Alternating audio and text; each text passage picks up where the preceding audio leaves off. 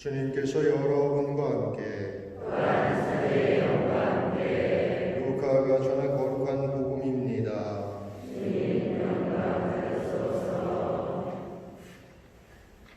주간 첫날, 바로 그날 예수님의 제자들 가운데 두 사람이 예루살렘에서 예순 스타디움 떨어진 엠마오라는 마을로 가고 있었다.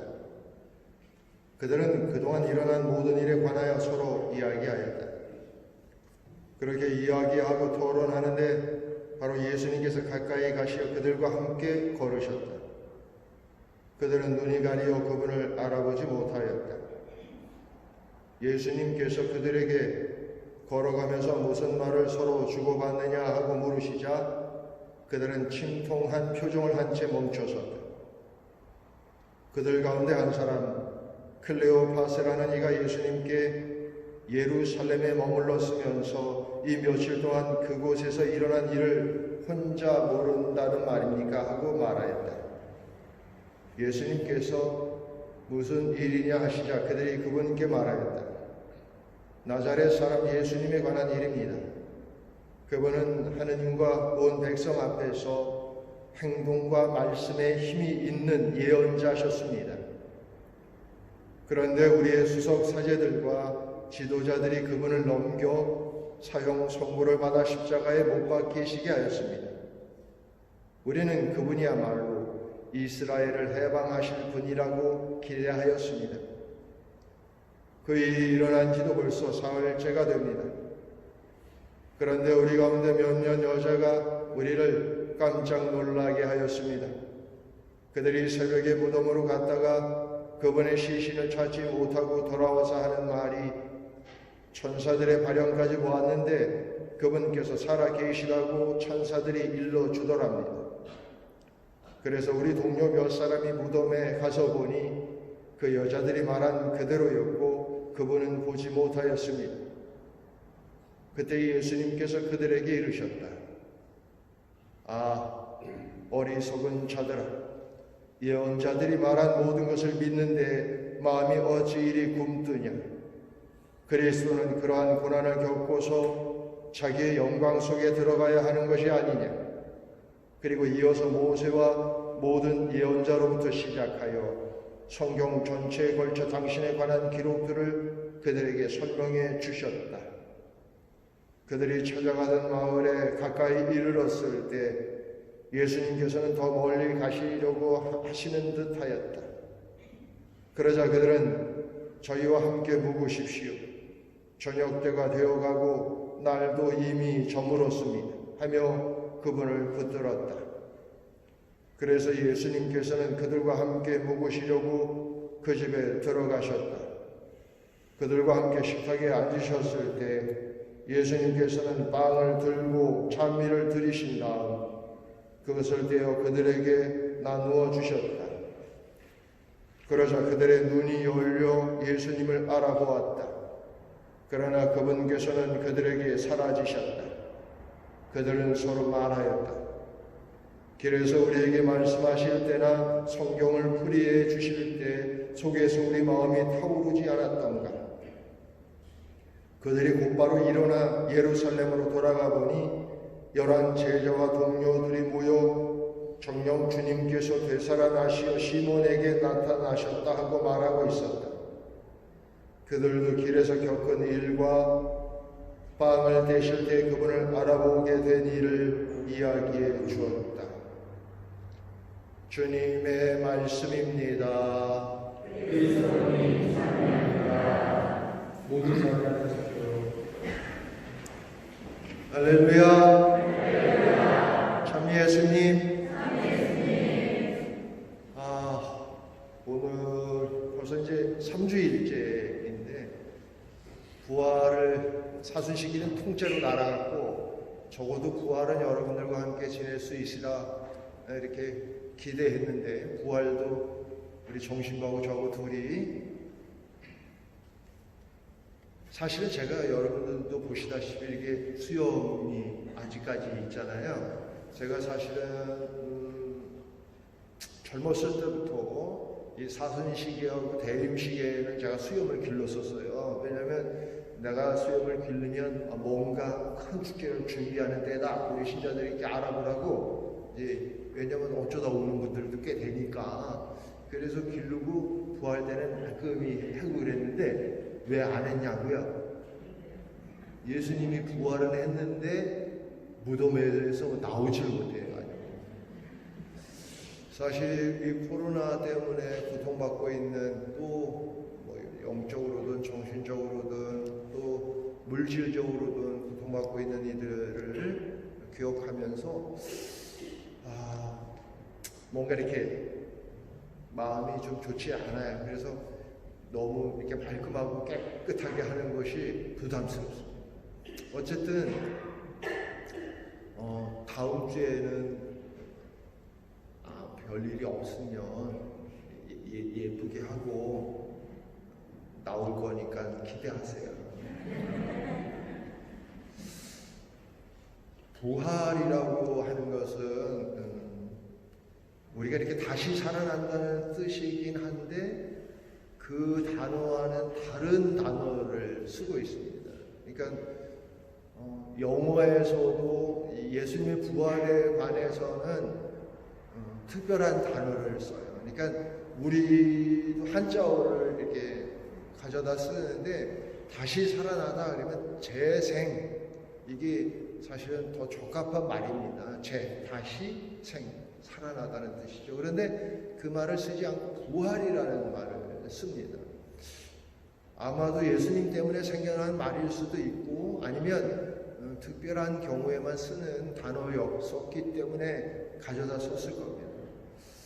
영어도 이제 리바이벌이라고 다시 살아난다는 뜻이거든요. 그런 뜻이 있는데도 그 단어보다는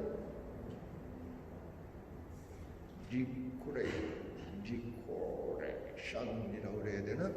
그 라틴어로는 레코라치오 이렇게 발음하는데 이게 다시라는 단어하고 일어나다는 단어하고 합친 말입니다. 그러니까 다시 일어나다는 뜻이에요. 그러니까 예수님이 이렇게 다시 살아났었다고 하는 것은 단순히 다시 살아난 것이 아니라 다시는 살아나서 다시는 죽지 않게 된다는 뜻이기도 하고 그 다시 살아난 것이 우리가 생각하는 또 우리가 기대하는 또 우리가 알고 있는 그런 것과는 다르다는 것을 의미해요. 그게 이제 오늘 엠마오로 가는 제자들에게 드러나는 첫 번째입니다. 사실 이 엠마오로 가는 제자들의 이 에피소드를 듣고 나면 여러분들은 무슨 생각이 드십니까?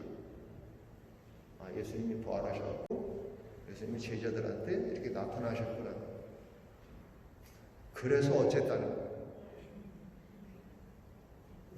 그래서 그게 여러분들하고 무슨 상관이 있어요? 오랜만에 만났는데 자꾸 뭐 그냥 묻기만 하고 그래요. 그래서 중요한 것이 우리가 이렇게 성경 말씀을 묵상하는 일이 필요해요. 실제로 이제 이 제자들에게서는 예수님께서 직접 이렇게 이제 가르쳐 주셨지만 오늘날 우리는 교회의 가르침을 통해서 이 의미를 잘 알아들어야 됩니다. 만약 여러분들이 이 이야기를 믿지 않는 누군가에게 해준다면 그 사람들도 분명히 그렇게 그 얘기가 나하고 무슨 상관이 있는 거야. 요즘 우리가 이제 코로나 때문에 신천지 관련해서 그리스도교 또 개신교에서 이제 그 거리 두기 안 하고 계속 예배 강행하고 하면서 이제 굉장히 그리스도교회에 대해서 반감을 갖는 사람들이 많습니다. 이게 그 사람들은 천주교는 괜찮은데 그렇지 않아요. 크게 구분하지 못하는 사람이 훨씬 많습니다. 그러니까 우리가 이런 것들을 제대로 깨닫고 이것들이 우리한테 주는 이 이야기가 이 복음 말씀이 우리한테 주는 확실한 그 의미를 알 때 그들에게 우리가 자신 있게 이야기할 수 있는 것이죠. 첫 번째로는 이제 예수님께서 나타났는데 이 제자들이 예수님을 알아보지 못했다는 거예요. 그러니까 예수님의 부활은 우리가 생각하는 그런 재생, 다시 살아난 것과는 다른 것을 의미하죠. 만약 다시 살아났다. 제가 죽었다가 다시 살아났다. 그래도 여러분들은 알아볼 거 아닙니까? 그런데 못 알아왔다고 하는 것은 우리가 생각하는 것과는 다른 방식의 어떤 부활을 의미하는 것인데, 실제로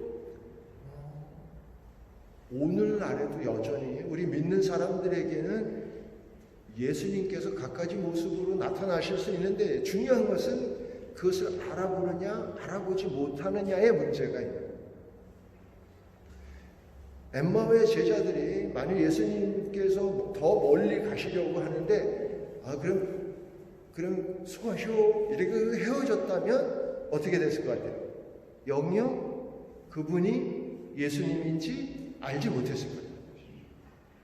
우리도 마찬가지예요. 우리가 이제 마음의 문을 열고 제대로 준비되어 있지 않으면, 예수님께서 부활이라고 하는 것은, 예수님께서 되살아났다고 하는 것은 제가 생각하기에는 시공을 초월한 존재가 되는 것을 의미해요.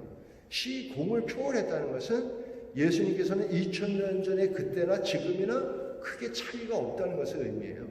예루살렘이나 한국 땅이나 크게 차이가 없다는 것을 의미해요. 그러니까 항상 어디서 언제든지 우리와 함께 하실 수 있다는 것을 의미하고, 우리는 그분을 알아봐야 합니다. 자, 그리고 두 번째 이 이야기는 예수님께서 제자들에게 성경의 말씀을 근거로 삼아 그들이 궁금해하는 것들을, 그들이 의심하는 것들을 풀어준다는 것이죠.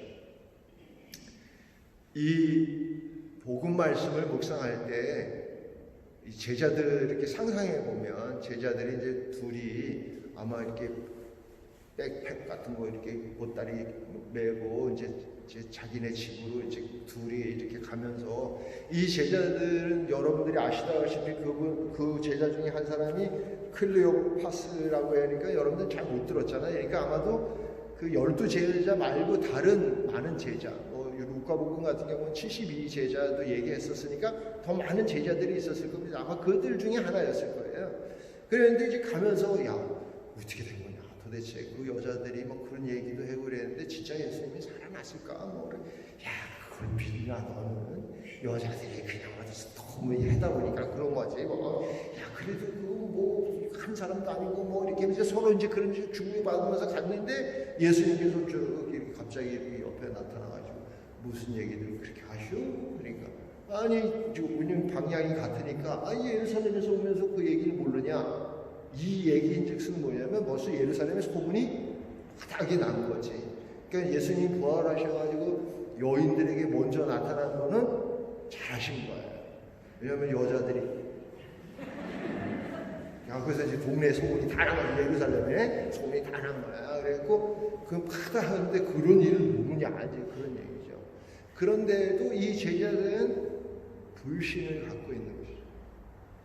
왜냐하면 자신들의 상식이랄까, 자신들의 경험이랄까, 자신들이 알고 있는 지식이랄까, 이런 모든 것들을 다 통틀어 봐도 있을 수 없는 이야기이기 때문에. 그런데 예수님께서는 조곤조곤 성경 말씀을 해석해 주시는데, 사실 오늘 복음에서 예수님께서 어떻게 해석해 주셨는지도 다 이렇게 우리한테 알려줬으면 좋겠는데 그렇게 알려주진 않았어요. 왜 그런지 아세요? 그 알려주면 안 되기 때문에. 왜냐하면 이 성경 말씀은 그 시대마다, 그러니까 2000년 전과 1000년 전과 오늘날과 또 1000년 후에는 다른 방식으로 해석되어지기 때문입니다. 왜 그러냐면 1000년 전이나 2000년 전이나 혹은 1000년 후의 인간과 우리는 전혀 다른 사람들일 수 있기 때문이죠.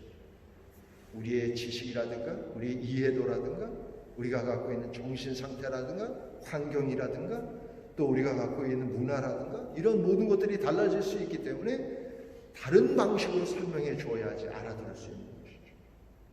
예컨대 2000년 전에 있는 사람들에게 지구는 어느 날 갑자기 빰 하면서 빅뱅 이론이 이렇게 돼가지고서 시공이 왜곡되면서 갑자기 0.0000003초 만에 이렇게 확장이 돼서 지금도 막 확장되고 있다 뭐 이런 얘기를 하면 2000년 전 사람들 같으면 저 새끼가 뭐 말을 해나 그렇게 생각할 거 아니에요. 그러니까 분명히 다른 방식으로 우리에게 설명되어야 하고 그 방식은 어떻게 교회가 성령으로 말미암아 우리에게 가르쳐 주시게 되는 것이죠. 따라서 우리가 성경을 읽고 묵상하고 공부하고 말씀을 가까이 하는 일은 매우 중요한 일이에요. 우리가 성경을 가까이 하지 않으면 우리 곁에 오시는 예수님을 알아볼 수 없다. 두 번째로는 예수님께서 제자들에게 가서 제자들과 함께 이렇게 묵기로 하고 이제 저녁을 이렇게 먹는데 대부분이 이제 우리는 빵 그러면 요만한 빵, 크림빵, 단팥빵 이런 거. 내가 사실은 이렇게 단팥빵 이런 거 좋아한다 그랬는데 좋아한다 그러면 또 막 사다 줄까봐 결국 말 다 했네. 요만했는데 저 유대인들이 먹는 빵은 이따만한 빵이에요. 그래갖고 이렇게 찢어서 먹어야 되는 거예요. 그러면 보통 이렇게 초대를 하면 누가 찢어주겠어요? 주인이 찢어줘야 되는데 예수님이 뚜껑이 찢어져갖고 너 하나 먹으라고 이렇게 감사 기도를 드린 다음에 너 하나. 어디서 많이 보던 거죠? 성취성사를 의미한다. 따라서 우리가 성취성사를 통해서 예수님과 온전히 온 실존 전체가 하나가 되는 일은 매우 필요한 일이다 하는 것을 의미하고요. 또 다른 측면으로는 이 식사를 같이 하는 것, 이 행위라고 하는 것은 굉장히 자연스러운 일이고 굉장히 어떻게 보면 의식하지 않는 일이잖아요. 우리가 예수님을 만나고 예수님을 확인하고 예수님을 느끼고 예수님을 하는 일도 마찬가지일 수 있다는 거죠. 어떤 대단한 막 천둥 번개가 울려 퍼지고 막 그냥 빵빠레가 일고 막 이렇게 막 어마어마한 게 아니라 바로 그냥 일상 안에서 우리가 예수님을 볼 수 있겠다. 물론 첫째로 성취성사의 중요함을 잊지 말고 두 번째로는 그런 단순한 삶 안에서 예수님을 보게 된다. 네 번째로는 그것을 다 겪은 이 제자들은 복음에 의하면 즉시 일어나서 예수님 자기 동료들에게 달려갔다는 거예요. 실제로 우리가 예수님을 이렇게 깨닫고 나 혼자 막 기쁘고 나 혼자 충만하고 이런 거는 가톨릭 신자라고 할 수 없어요. 개신교 신자들 같은 경우는 개별적으로 죄를 용서받고 개별적으로 구원되고 개별적인 어떤 신앙생활이지만 가톨릭은 우리 온 인류의 구원을 위한 삶이기 때문에 그래요. 나 혼자 가는 게 아니라 모두가 가야 하기 때문에.